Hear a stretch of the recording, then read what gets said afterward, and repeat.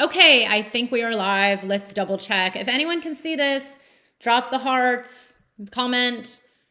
Okay, it says that we're live now. So, hi everybody. I'm Beth Weinstein. I'm here with my friend and client, Mark. Hey Mark, how are you? I'm well, Beth. How are you? Lovely to see Good. you. Thank you for being with us. Okay, we are live. So Mark has been in the True Path Entrepreneur Group Mastermind program with me for the last, I don't know, 11 and a half months. There's a few weeks left for Mark. And I just wanted to bring him on here to share about himself and his business and his growth and everything he's been up to in the last almost year. Mark, tell people, like, what is it that you do? What do you offer? What were you doing before that? Yeah. Well, thank you. Thanks for having me. I'm a photographer and a videographer. This is my third reincarnation, if you will. I used to work in the music industry originally when I came to New York 20 some years ago. Then I was a programmer, worked in advertising a bunch. And eventually found my passion doing photography. I just took a class at ICP and was hooked. And now I'm just, chasing the light and trying to learn as much as possible. And in the last year, I transitioned to doing video work as well. So when I started the program, I was just kind of floating and, picking up work as it came. And by doing the program, it forced me to really think about the business side of things rather than just, making cool art. And I still think I have a long way to go, but just having that sort of forced consciousness was really helpful. And being witnessing other people's struggles and wins and realizing that I wasn't alone has been very helpful. Yeah, no, that's a big one. And I love it. Like, yeah, of course, taking pretty pictures and doing cool art, which by the way, Mark does really beautiful, amazing art and he has a couple Instagram accounts and really amazing projects that he's done. But yeah, there is a point where you want to make some money from it and turn it into a real business. So just for the record, Mark has been my photographer and I've been extremely happy with all my photos. But tell people, like, what's come up for you for the last year when it comes to business, and then also even transitioning into videography from just photography. Like, how has that been a challenge and how has the business aspect of this helped? Things that have come up for me have been, like, the first thing that comes to mind is sort of like issues with money and feeling, worthy and, the whole imposter syndrome just because, I'm into my third year of doing this. And I feel like the quality of work is there, but I have those moments of like, oh, well, people have been doing this for 20 years, and how am I going to compete with that? Let's see, what else? What else has come up? One of the main things as mentioned was just not really thinking about the business side of things, like consciously thinking about it. That's something that is uncomfortable at times, and has sort of made me, I don't know, it forced me to think about it. Whereas it would be easy to just sort of blow things off, and if there's enough work and projects to not really focus on sort of getting things to the next level.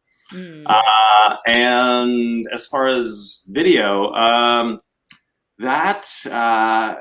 yeah, I mean, if you were to tell me a year and a half ago that I would be doing this kind of work, I would have thought you're crazy. It's actually a friend of mine, my friend Zachary, who sort of pushed me into it, who had a project for a company that he works with.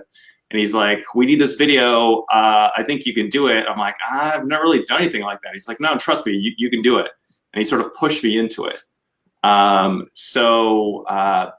Just having that faith. And then the group had been helpful in sort of cheering things along. if that makes Yeah. sense. Yeah. And you know what? I keep thinking of this one story, and maybe you obviously can tell it better, but you were asked to do this video project. And I remember where you came back and reported, because it was pretty big for you. And I think it was like you learned to like kind of fake it till you make it thing, where it was like, so tell people a little bit about this, because it was a pretty interesting process. Yeah. Yeah. I mean, and just as a aside, if anything, COVID had been helpful for me. I know we all sort of went through COVID together in the group, and people were freaking out, but just having that time and sort of the pressure relieved a little bit of like having to make money, just because we weren't really able to work as much. Was really helpful because it forced me to like, okay, well, I want to learn video. So I did this online course and just spend a bunch of time learning.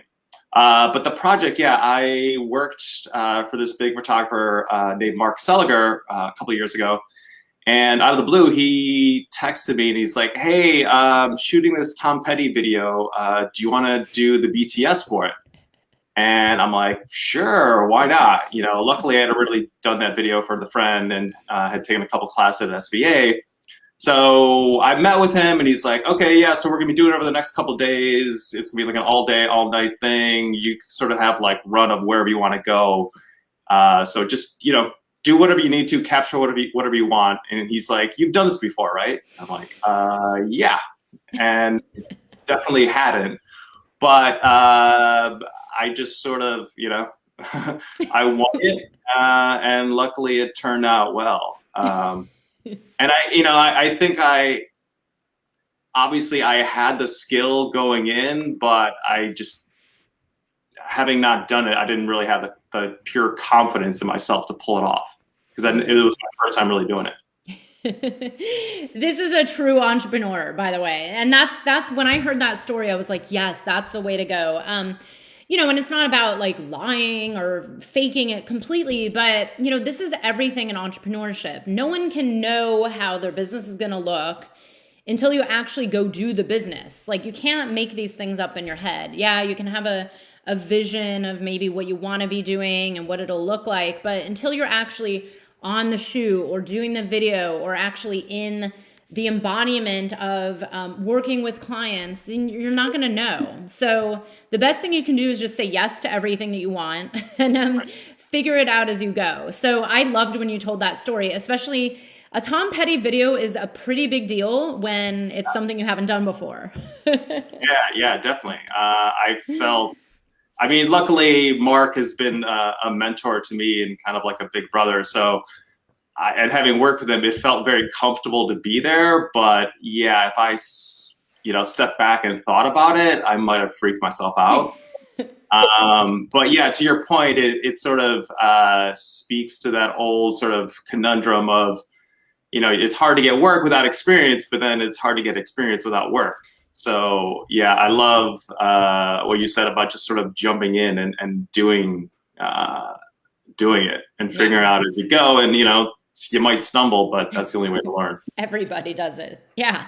So Mark, so I knew Mark back when he was working in like software development or web design, something like, computers. And then you made this shift into photography, which, of course, I'm sure, and I remember this, like it brought up those questions of like the fears and the doubts and, the limitations. What was that journey like to actually take the plunge and, not go back to software? Because I don't think you've gone back, right? Like you have not gone back to computer development design. No. Yeah, I had a very comfortable job. I used to work for Major League Baseball as a programmer, and it was a really great job. Really good money, and it wasn't too crazy work. Really, supportive company. But I just wasn't. I just didn't care. I really don't care about football or watching sports. But that's a different story. And honestly, my work sort of showed it. I eventually got laid off after being there 3 years, and they'd laid off some other people afterwards. But honestly, rightfully so. But luckily, I had, like I said, I'd taken a class at ICP, and then I took a couple more classes. And luckily, with this job, I was able to like buy some equipment. I was able to buy my first camera and some lenses. So when I was laid off, bless their souls, the company also had a pension plan that I was able to cash out. Like they had been just putting money away from me for the last 3 years for retirement. So with a severance and a pension and some savings that I had, I'm like, well, I found my thing and this is my opportunity. Like it's not going to get easier. So I kind of have to do it, and I'm just not going to go back, you know. People are always like, oh, well, you can always fall back on programming or like do that on the side. I'm like, no, like I don't want to do that. So it's, you know, it's still a hustle, but I'm very happy that I've found my thing, and I feel like I'm getting better all the time. Yeah, and I love everything you shared. So this is something I teach in my mastermind program. A lot of my clients come to me like where Mark was, where they either have a job or a part-time job, or they're just making that transition, or they know that they wanted to start a business, so they've done what they had to save up. But you know, making this transition and preparing yourself in advance, like, okay, I know I'm not going to have this job in the next year, and I know I never want to go back, so I'm going to invest in learning the steps to start growing a business now. And that's where a lot of people come to me saying, I just can't, my soul can't take it anymore. I can't go back to this, you know, and that's the whole point is I teach you this process that helps you build a business where you don't need to ever go back. You know, I have yet to have a client get up and go back. And if they do, it's usually, there's always some other like strange reason behind it. Like I've had clients actually get hired by companies to do what they were here to do as a business anyways. So I love that. And yeah, like the fear and just saying no and committing to like, no, that is not an option anymore. I'm going to just go for this. And yes, it's a hustle. I just wrote about this, is that, you know, business is not for the faint of heart. Entrepreneurship is, yes, it eventually gets easier over time, but those first few years are definitely a deep journey. And when you do it by yourself, it can be a lot harder. When you have support and someone to turn to, it's much easier. Can you tell people a little bit about what else have you accomplished in your business over the last year? Like, I know I encouraged you to start an email list. You know, I know you've been really consistent about sharing your work on social media. You've done a lot of really cool collaborations, even in the middle of this whole pandemic, living in New York City. Yeah, tell people about what else happened over the last year. Yeah, well, that the email list I think was really helpful, and it's, you know, it's a lot of the things that were in the program. A few things I'd like sort of knew, and it was one of those things I'm like, oh yeah, I got to start an email list. You know, I'd spoken to other friends, and it seemed like an obvious thing, but I kept putting it off. And it was finally because of the group that I'm like, well, I got to start this. And the heart research was very helpful, without giving away too much insider information or about the program.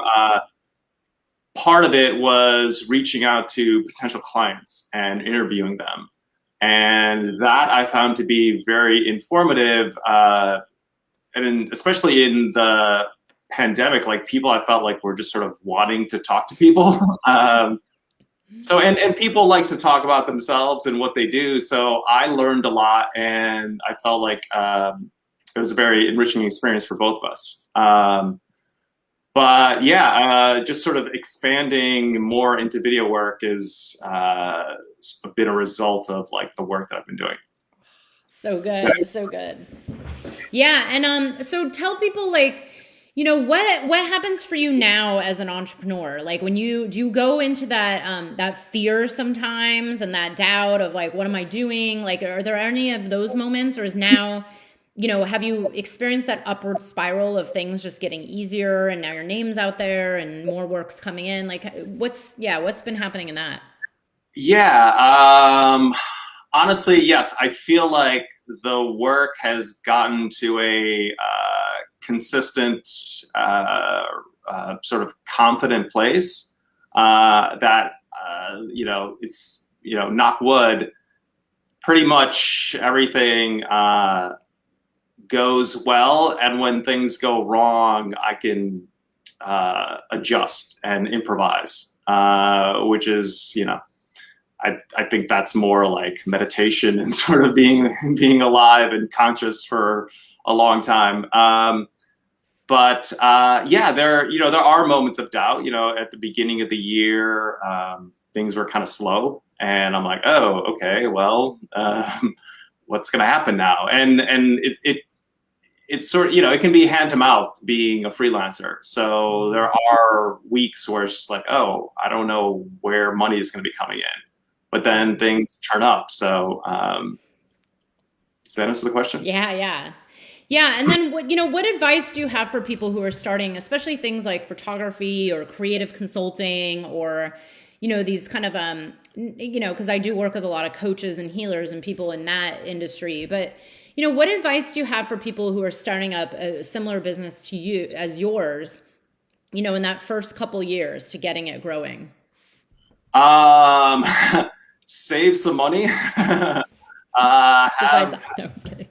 have a cushion, and just learn as much as you can, and try to network. One thing I've definitely noticed is that it's that old saying of "it's all who you know" is definitely true. And for me, having this be my third career, I've had people from my previous lives sort of pop up and become customers, Oh wow. which has been super helpful. And I still feel like I haven't fully tapped into, that. So yeah, work hard, keep it lean, and just soldier on. Yeah, no, I love it. I don't think there's any magic piece of advice that's gonna solve everybody's, or make it easy. Just gotta do the work. Yeah, and with you, I've noticed you're consistent. Like you don't drop off the face of the earth for 6 months. You've been showing up consistently and putting yourself out there, and even with the emails or Instagram, and now I think you have a YouTube channel as well, like putting yourself out there and sharing your work, which I know for a lot of people, especially the kind of clients that work with me, it tends to be very scary to share yourself and be seen. And now it's like, oh, well, what will people think? And I'm doing this new thing and I have this new project. I'm curious, have you gotten responses from people on, your emails or your videos? Like, has anyone said like, wow, Mark, I didn't know you were doing this, or, oh, this is so cool? Yeah, actually, that's something that the email list was, that was a surprising result of that, because I sort of pilfered an old email list I had from back when I used to do a little bit of music. And there's people that I hadn't spoken to in 10 years that have reached out like, hey, great to hear from you. Love your work. And I feel like a recent project that I did at the end of December was a result of that. I have yet to ask them, because it was an old friend that I hadn't spoken to in like a year or two. And he's like, hey, I got I need this work and I thought of you. And I don't know how else he would have remembered me. That's so amazing. That's keeping, yourself on people's radars is very important. Yeah. And, it's interesting, especially right now more than ever. This is one thing I've been kind of preaching, and I'm going to be preaching it more and more this year. With the way the algorithms are changing, and now there's even questions of, who knows, Facebook, Instagram, more and more people are getting frustrated and leaving and going on to other platforms. This is something I teach in my program, is how to build your own community that is independent of, these companies that can be yanked out from underneath us in an instant. Of course, I'm saying this while I'm on Facebook right now, but it's people tend to be engaged, even if I'm one of these people. I'm on all the apps, all the networks, I'm on there, but I don't see half of the posts that I would like to see. I don't even see some of my good friends sometimes. So but seeing an email that comes right in and, maybe I don't read it today, but I read it in 3 days, that's something where, oh, yes, I remember that person does that. Even if that email is every other month or so, this is a big deal. And I believe it's going to be more and more important. And building that email and keep growing your audience. And, one of my former clients who is actually in the virtual reality space, I told her years ago, I was like, just start an email list. Because if they're not ready to pay you, and she's making 6 figures because she's doing consulting for big companies, but, if they're not ready to hire you today, then every time you send an email, they might remember, oh yeah, when we're ready to hire, a videographer, we remember Mark. Like, because it's easier for them to just, first of all, it's like they know you. Second, you're top of mind. And third, now they just have someone they trust who's coming into their email inbox, and they don't have to go research and find someone. So this is why I'm a big fan of really building your own communities. And I teach you how to do this within my program. Awesome, Mark. So tell people a little bit more about what's your plan for growth in your own business in the next, year, 2 years? Like, where do you want to go? What's your dream? And, how has like maybe my program, how has it helped you maybe make that happen, or will make it happen? How about that? Originally, when I did the heart research, I was thinking my work would be more towards like individuals. And I've come to realize that I think I feel more comfortable, and I feel like it would definitely be more lucrative, or at least, smaller volume to do more commercial work. So that's where I see myself in the next couple of years, is doing more commercial work. And like I said, the heart research, which is part of the program, was it's a interesting gut check, and sort of some soul searching and questions that you have to ask yourself,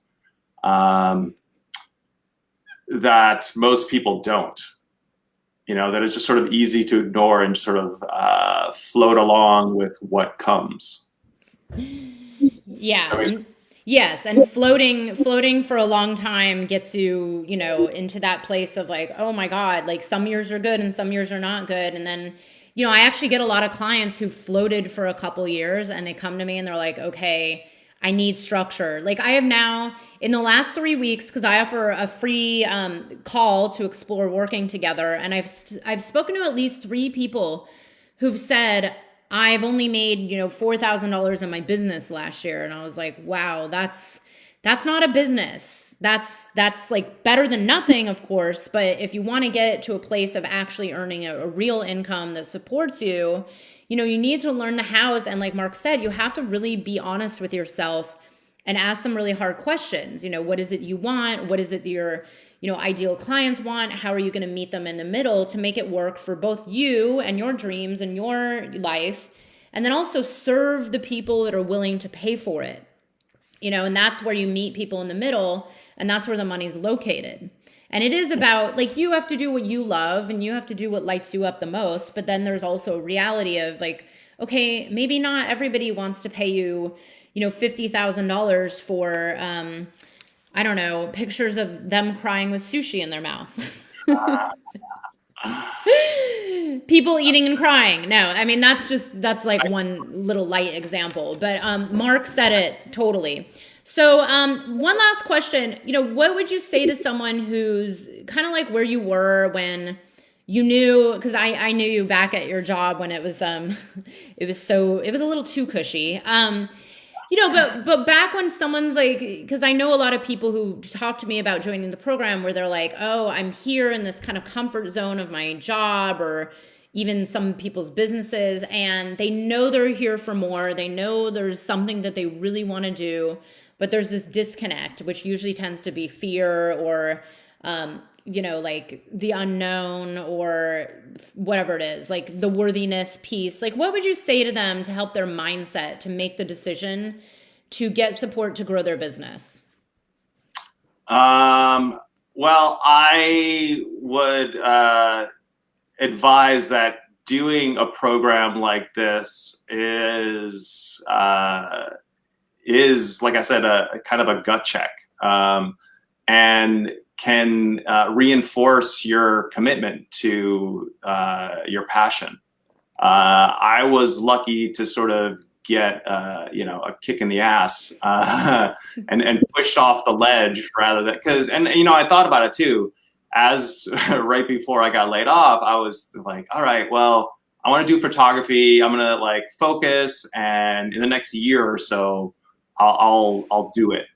But you know, it's hard when things are comfortable to really have that discipline to like have another full-time job. So doing the program, I think, is can be very helpful to like gain some clarity on what you want to do and whether or not you're sort of willing to do the work. Yeah. Yeah, that's a big one right there. Not a lot of people, I just wrote about it. Not a lot of people are willing to jump into that fire and do that work and be uncomfortable. I mean, because it is not. I mean, there's always challenges in entrepreneurship. There's always ups and downs. There's always going to be that questioning. But, it is one of those things like the strong survive. And it doesn't need to be hard per se. You just need to be like honest with yourself and do the work. Like you have to show up. I am constantly saying to clients, you have to show up consistently for your business.